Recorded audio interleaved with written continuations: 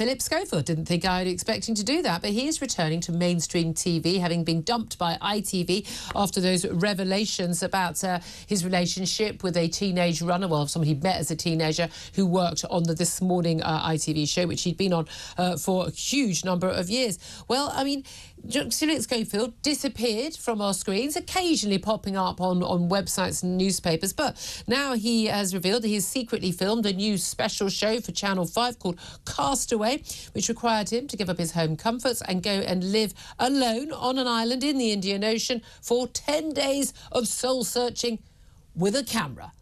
Well, let's talk about this now with Jonathan Shalit, OBE. He's the founder and talent manager at Inter-Talent Rights Group and joins us now. Good morning to you.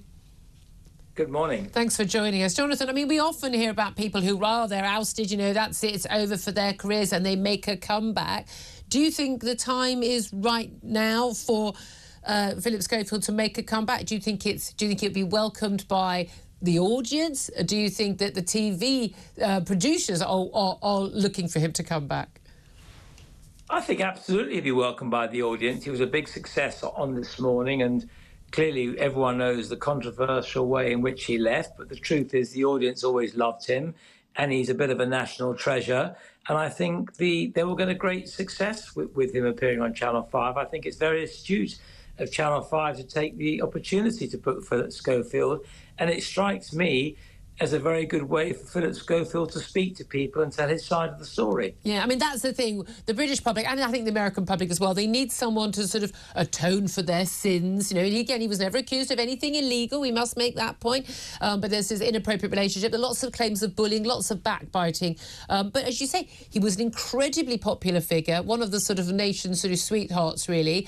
Been around on our TV screens, I mean, certainly virtually all of my life. And I think people were very shocked by the revelations about this inappropriate relationship. But he left ITV. It all got very acrimonious. But is there an element where you need to go through sometimes a few more years of being off screens before people are willing to welcome you back? Or do you think that, you're better off to try and come back sooner rather than later? And what could, for instance, the likes of Hugh Edwards learn from this?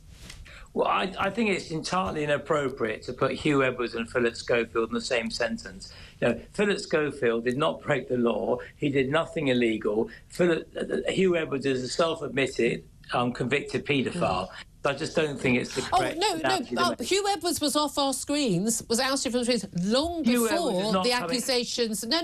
Hugh Edwards was off the screen because of an inappropriate relationship that was revealed with a young man who was 17 at the time. So he was off our screens long before the revelations about these horrific pictures. No, but I think the revelation about the horrific pictures this is about Phillip Schofield, but the Hugh Edwards pictures, he was arrested not a huge amount of time, 9 months or so after. But that wasn't why he was ousted from TV screens. No, I think I think if Hugh Edwards had not been ousted as a paedophile and self-admitted and a criminal, he'd have probably in time also made a comeback. Right. But I think if you don't break the law, then many people make misjudgments throughout their life. Yeah. The only difference is if you're famous, the misjudgments are put out there, into the public eye. I'm sure, Julia, you and I have made misjudgments in the past, but they haven't come back to haunt us because everyone talks about them.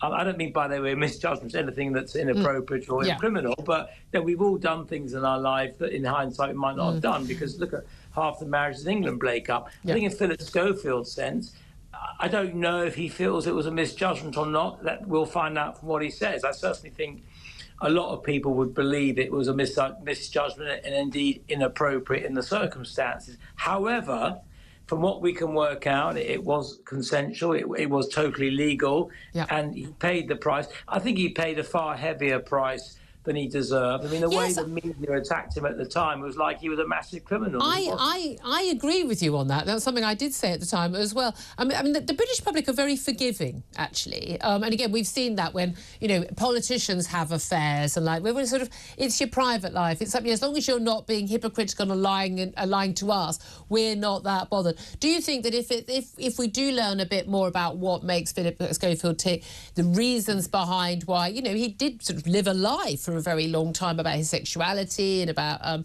his relationship. That actually, if he explains it, if he can become a more sympathetic character than he's been, that actually the British public will welcome him back, because, as you say, he was incredibly popular and very much loved for many, many years. Yeah, I think that at the time a great deal was made about him hiding his sexuality. But the truth is, many people choose not to talk about their sexuality, and that's his private business. And I totally understand when you've got children and a wife, you're trying to also protect them. So it was his decision not to talk about his sexuality, and I think everyone deserves the right to be respected on that. I mean, the question going forward is, has he done the right thing in this TV show? I think he's totally nailed it. I think it shows how astute he is accepting it. I think there'll be a massive focus. This will be one of Channel 5's biggest shows ever, because clearly, tens of millions of people are going to be fascinated by what he has to say.